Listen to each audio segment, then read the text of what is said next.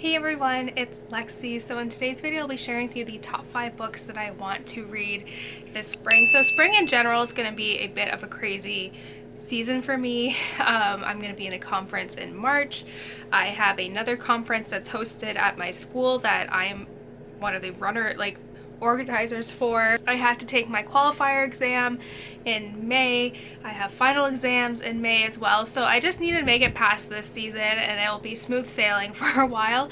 But nevertheless, these are the books that I really want to read. I feel like my reading, at least for the, from what's been going on in February, because I feel very busy, might be put on the back burner, but nevertheless these are the books that I will kind of work towards reading. Hopefully I will be able to read them this season, but yeah, without further ado, let's get started. So starting out, I first have A Cold Trier by Robert Dugoni, and this was in my March TBR, so hopefully I'll be able to read this month. But basically it is the newest book in the Tracy Crosspoint series, and this was a series that I marathoned last summer actually, and I really enjoy. It follows a Seattle homicide detective, but basically her background is essentially she was a science teacher and she ended up changing career paths to become a detective when her sister was murdered and never found. So it kind of goes off from there, and this is the newest one in the series. When it comes to crime novels though, I don't like to know anything about the plot, so I haven't read the back.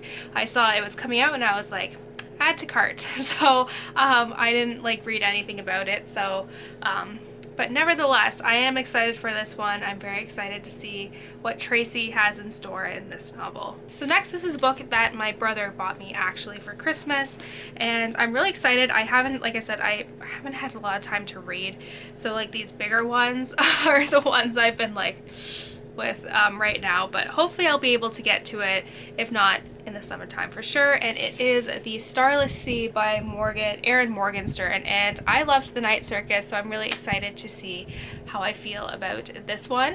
But essentially with this one too, I don't really know anything about it.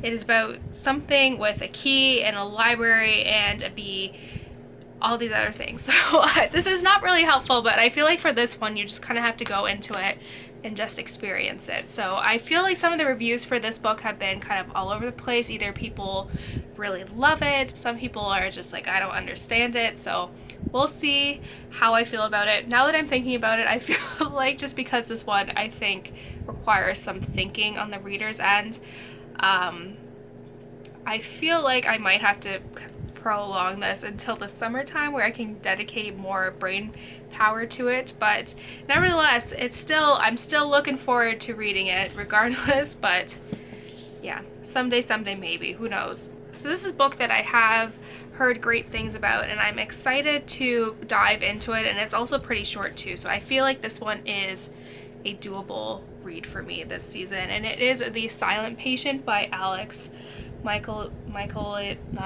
I don't know. But basically the premise of this, it follows this woman who's lived a very normal life with her husband, and everyone assumes that they're a really good couple, they're in love, but that all changes when she out of the blue kills him, and basically she refuses to talk about it until she is kind of forced to work with a psychologist, and he's trying to uncover what actually happened. So I've heard this one is really good. It won the Goodreads thriller award for 2019. I've heard a couple people who've read this as well, and they've really enjoyed this. So like I said, I'm really excited for this. I think it will be fun, and I always love a good thriller. So this is another one that I think might be wishful thinking on my end, because it also is another really big one. So it might just be a summer read, who knows?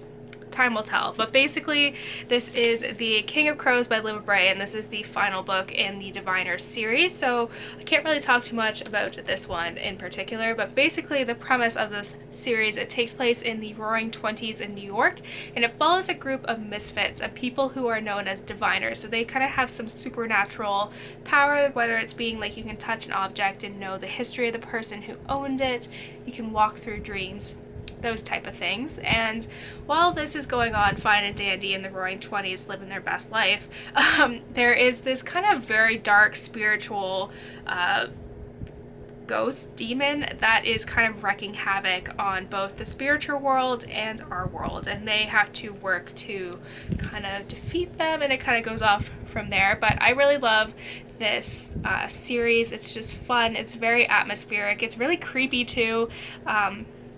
So it's just like an all-around really fun book to read, and I think it's like I'm really excited for this just because it is so dark and twisted, but I feel like I need to like read a summary of what happened because it's been so long and I'm pretty sure I forgot most of the things, so I need a little refresher before I can dive into this one. But nevertheless, I'm still really excited to see how it all ends. And lastly, this is something the little history nerd in me is really excited about, and it is the Splendid and the Vial by Erik Larson. And I have read 2 of Erik Larson's book in the past, and I've really enjoyed them, but he has a way of writing nonfiction, but doing so in a way that almost feels like a novel or a story. So he does integrate like a lot of sources in here. He does a lot of quotes, like journal articles, things like that. So like you can see, like this whole thing is just citations, like there's a lot of citations, but he does it in a way that almost flows like a novel. So I'm really interested with this. I read his the first time I read his book was A Devil in the White City in high school. I really loved it. University, I read In the Gardens of Beasts. Like, he's really good and I love his writing. This one in particular is about Winston Churchill, his family, like what he was going through during the Blitz and like World War II and post World War II, I think is very interesting. And